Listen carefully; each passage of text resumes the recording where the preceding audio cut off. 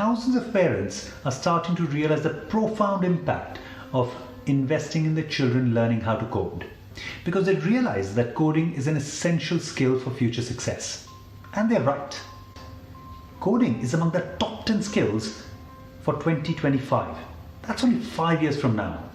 In fact, 85% of the jobs in 2030 haven't even been invented yet. And that's just 10 years away.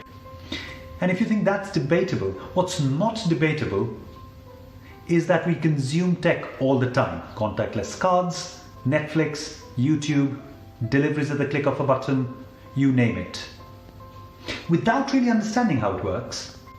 Now, for our children, I don't think it's good enough for them to just use all of this tech. They need to understand how it all works so that they can influence it positively and then use it to solve hard, real-life global problems.